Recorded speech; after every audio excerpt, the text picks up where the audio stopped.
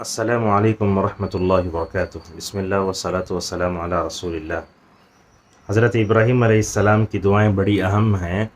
اس موضوع پر کل ایک ویڈیو ہمارے چینل میں اپلوڈ کیا گیا، تو کمنٹ میں ایک صاحب نے لکھا ہے کہ عقیدے کے باب میں شیطان کی طرف سے ہمارے اوپر میرے طرف بہت حملے ہوتے رہتے ہیں، یعنی اللہ کے وجود کے بارے میں، اللہ کو کون پیدا کرے، ایسے سوالات لا کے ڈالتا رہتا ہے، تو اس کا کیا جواب ہونا چاہیے۔ انہوں نے پوچھا ہے کہ اس پر اگر کوئی ویڈیو بنا جو اچھا ہے تو میں اسی پر عمل کرتے ہوئے چند باتیں اس تعلق سے آپ کہنا چاہتا ہوں۔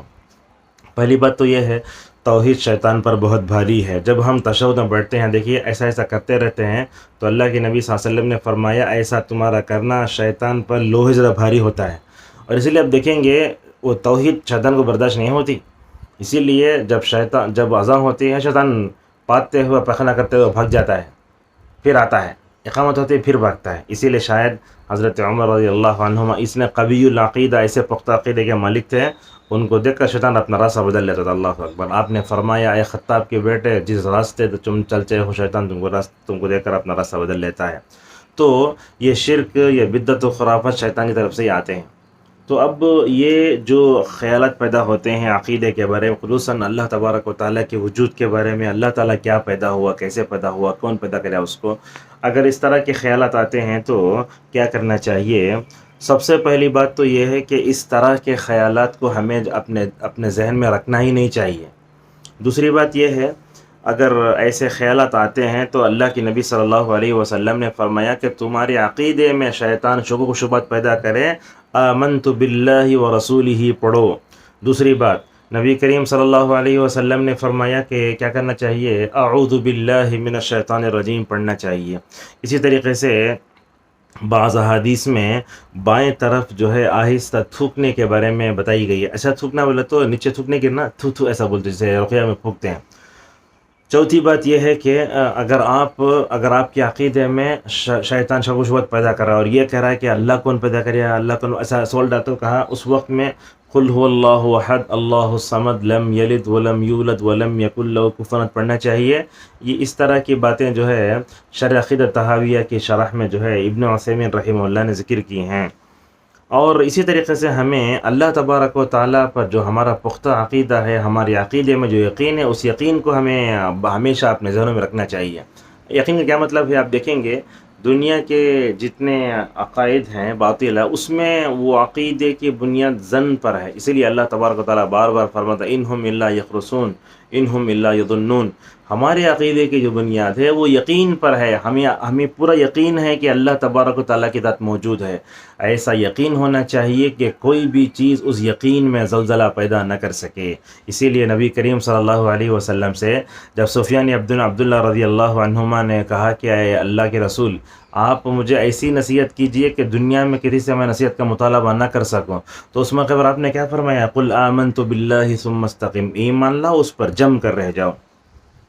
اور اسی طریقے سے اس دعا پہ غور کریں، اگر آپ کو عقیدے کے بارے میں شک آتا ہے یا شیطان آپ کے عقیدے میں زلزلہ پیدا کرنا چاہتا ہے تو اس دعا کو پڑھیے، جس میں نبی کریم صلی اللہ علیہ وسلم نے فرمایا، اللہ جو حدیث دعا میں آتا ہے، اللہم انت الاول فلیس قبلک شیء، اے اللہ تو الاول ہے، تو پہلا ہے، تیرے سے پہلے کوئی نہیں ہے، اور تو آخر ہے، تیرے بعد کوئی نہیں ہے۔ تو کیا مطلب معلوم ہوا؟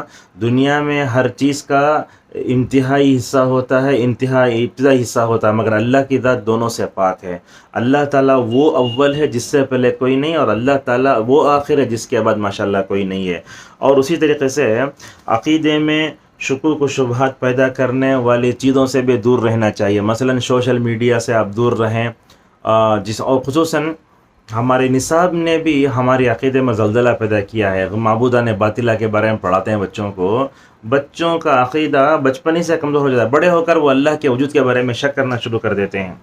اور اسی طریقے سے برے دوستوں سے بھی دور رہنے کی ضرورت ہے۔ آپ کافروں سے، غیر مسلموں سے دوستی رکھیے، ان کو ایمان کی طرف دعوت دو، اپنا عقیدہ مضبوط رکھو، ان کا کمزور عقیدہ، معبودان باطلہ، ان تمام کی چیز اگر آپ اپنے اوپر آ جاتی ہے، میں سمجھتا ہوں بندے کا ایمان خطرے میں پڑ سکتا ہے۔ اور ماشاءاللہ اللہ جزائے خیر دے اس بھائی کو، اس وقت میں یہ بحث چھیڑ کر بڑی اچھی بات یہ کی۔ کیا مطلب ہے؟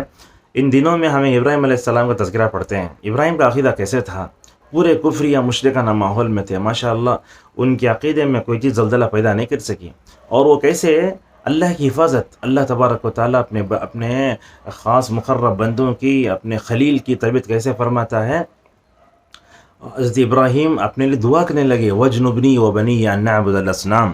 تو یہ دن ہے اپنے عقیدے کو مضبوط کرنے کے لیے، اپنے عقیدے میں جو شک ہے اس کو دور کر دیجیے اور اپنے عقیدے کو جبل احد کی طرح بنائیے.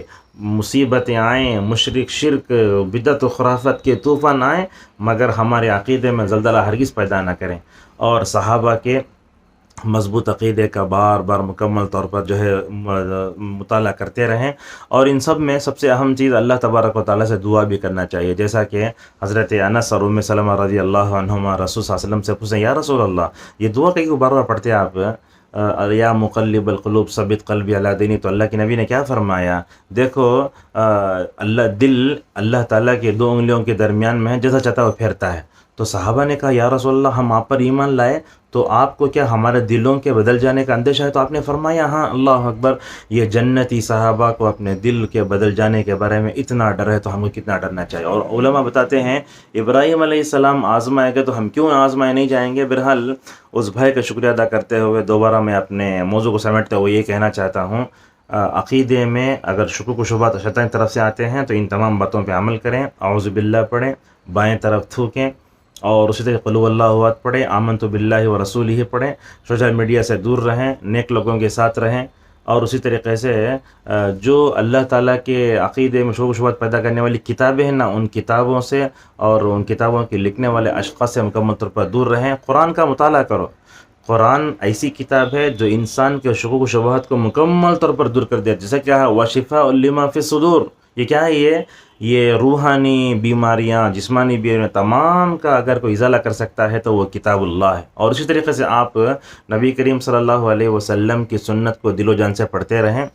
اللہ تعالی ہم سب کو ابراہیم اور محمد صلی اللہ علیہ وسلم یہ دونوں اللہ کے خلیل ہیں، ان کے نقش قدم پر چلتے ہوئے اپنے عقیدے کو مضبوط سے مضبوط کرنے کی توفیق عطا فرمائے. اے اللہ جیسے تو نے ابراہیم کی دعا قبول کر لی وجنبنی و بنی ان نعبد الاصنام، اے اللہ ہم سب کو اور ہماری ذریت کو، آل اولاد کو بتوں کی عبادت سے بچا کر توحید پر ہمارا خاتمہ فرما. وآخر دعوانا الحمد للہ رب العالمین.